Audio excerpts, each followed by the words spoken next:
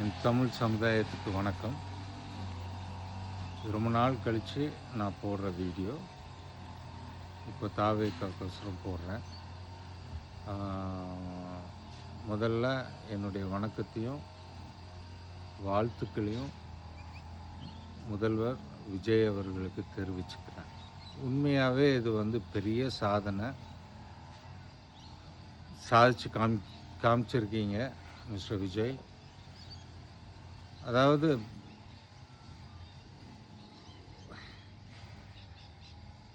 அறிவே இல்லாமல், உலக அறிவு இல்லாமல், பொது அறிவு இல்லாமல், சமூக அறிவு இல்லாமல் முட்டாள்கள் கூட முதல்வராக முடியுன்றத நீங்கள் சாதிச்சு காமிச்சிருக்கீங்க. Well done mister Vijay, keep it up. இப்போ நம்ம எதை பற்றி பேச போகிறோம்னா, முதல்ல ஒரு 2 விஷயந்தான் நான் இன்றைக்கி பேச போகிறேன். முதல்ல சனாதன தர்மம். அதில் முக்கியமாக தாவேக்கா எம்எல்ஏ ஆகிய முஸ்தஃபா, இவன் என்ன சொல்கிறான்னா, சனாதனத்தை அழிக்காமல் இவர் தூங்க மாட்டாரான். செத்து தொலைடா உன்னாலையும் முடியாது, உங்கள் அப்பனாலையும் முடியாதுடா. இது சனாதனங்கிறது என்ன? ஒரு நல்ல வாழ்வியல் முறை. இது எல்லாருமே சொல்லிட்டாங்க. இது மண்டைக்கு ஏறலைன்னா நாங்கள் என்ன பண்ணுறது? முட்டாப்பையன்னு அர்த்தம். இதுதான் முன்னாடி இருந்தே சொல்கிறோம், முட்டாப்பையிலேன்னு. நீ குல்லாவை கழட்டு, அப்புறம் சனாதனத்தை ஒழிப்போம். ஹிந்துக்கள்லாம் ஒரு 80% இருக்கும். இவங்கெல்லாம் ஓட்டு போட்டு தான் நீங்கள் வந்தீங்க. இப்போ இன்னும் சனாதனத்தை ஒழிப்பேன் ஐம் ஸோ சாரி, இதெல்லாம் பண்ணுவேன்னு நீ சொல்கிறிய. எங்களுக்கு சாதுவாகவும் இருக்கவும் தெரியும், எழுந்திருச்சின்னு அடிக்கவும் தெரியும், நரசிம்மனாக மாறி உன் குடலை உருகவும் தெரியும். அதனால் இதெல்லாம் பொத்திக்கிட்டு வேலையை பாரு. முஸ்தஃபா மாதிரி இருக்கிற இஸ்லாமியர்களுக்கும் இது ஒரு எச்சரிக்கை. இந்த கருமம்லாம் வேறு எங்கேயா போய் சொல்லிக்கிட்டு இருங்க. முதல்ல உன் குல்லாவை கழட்டுறா, உன் வீட்டில் இருக்க பெண்களுடைய பர்தாவை கழட்டுறா, அப்புறம் நீ சனாதனத்தை பற்றி பேசுகிறா. என்னடா உனக்கெல்லாம் யோக்கியதை இருக்குது இந்துவை பற்றியும் சனாதனத்தை பற்றி பேசுகிறதுக்கு? அடித்து மூஞ்சி கிஞ்செல்லாம் கழட்டி விட்டுருவோம். சும்மா ஏதோ ஒன்றும் பேசாமல் இருக்கிறோன்னு நினைக்கிறியா?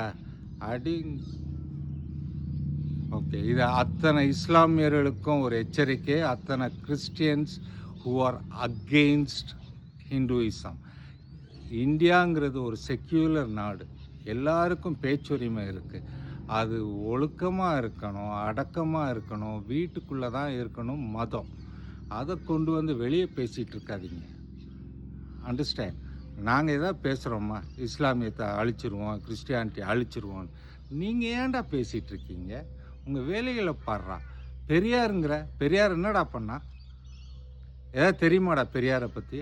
ஜாதி ஒழிஞ்சிருச்சாடா? இல்லை இஸ்லாமியத்தில் தான் ஜாதி ஒழிஞ்சிருச்சா? இல்லை கிறிஸ்டியானிட்டியில் தான், இல்லை கிறிஸ்தவர்கள், நம்ம ஊரில் இருக்க கிறிஸ்தவர்கள்ட்ட தான் ஜாதி ஒழிஞ்சிருச்சா?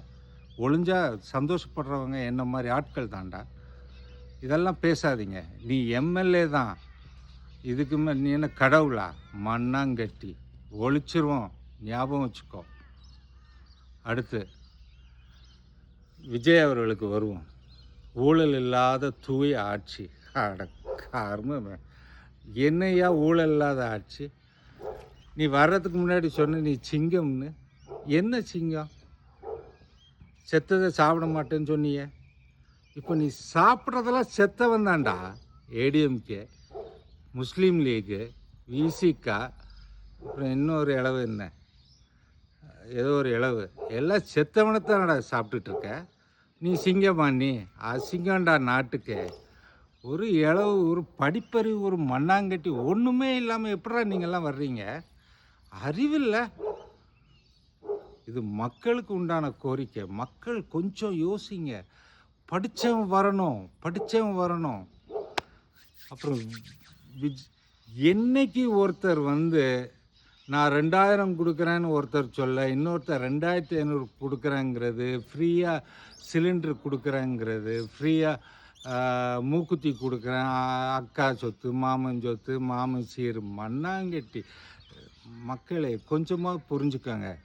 நீ கல்யாணம் பண்ண, நீ குழந்தைய பெற்ற, உன் குடும்பத்தை நீ காப்பாற்றணுமா, இல்லை வந்தவன் இந்த மாதிரி பிச்சை போடணுமா? அன்னைக்கு ஏடிஎம்கே இருந்துச்சு, டிஎம்கே இருந்துச்சு, இன்னைக்கு டிவிகே இருக்குது. இவன் எல்லாருமே உன்னை பிச்சைக்காரனாகவே யோசிக்கிறானே.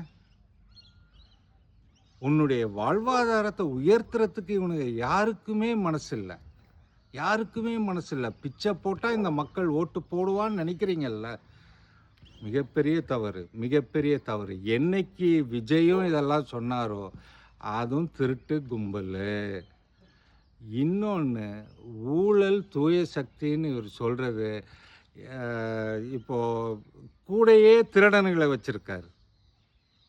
நான் சொல்கிறது புரியும்னு நினைக்கிறேன். ஆதவ் அர்ஜுனா, மார்ட்டின் குடும்பம் எப்படி கூடவே வந்து திருட்டு பயல்களை வச்சுக்கிட்டு இவர் எப்படி வந்து தூய சக்தி, இவர் எப்படி நல்ல ஆட்சி கொடுப்பார்னு நம்புறீங்க? எனக்கு புரியவே கிடையாது. யார் ஒருத்தர் ஃப்ரீயாக கொடுக்குறேன்னு சொல்கிறாரோ அவர் வந்து உங்களை பிச்சைக்காரனாக நினைக்கிறான். இது கொடுத்தா ஓட்டு விழும்னு.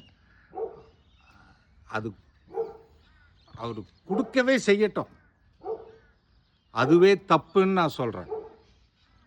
ஃப்ரீயாக கொடுக்குறதும் தப்பு, ஃப்ரீயாக வாங்குறதும் தப்பு. அப்போது உன்னுடைய உழைப்பு எங்கே போகுது? ஸோ மக்களும் புரிஞ்சுக்கணும், விஜய் பண்ணுறது திருட்டுத்தனம், கூட இருக்கிற அத்தனை திருட்டு பசங்க தான். இன்னொன்று, ஒரு ரவுடி, ஒரு கட்ட பஞ்சாயத்துக்காரன், அவன்லாம் போலீஸ் அந்த ஒரு காக்கி யூனிஃபார்மை போடுறதுக்கு அருகதையே இல்லாத அருண்குமார், அவனை விஜிலன்ஸில் போட்டு வச்சுருக்கான்னா இவங்க எவ்வளோ பெரிய திருடனுங்களாக இருக்கணும்.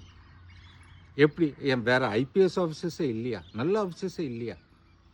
இருக்கிறது எல்லாமே திமுகவில் இருந்த ஆஃபீஸர்ஸை இங்கே கொண்டாந்து போட்டாச்சு.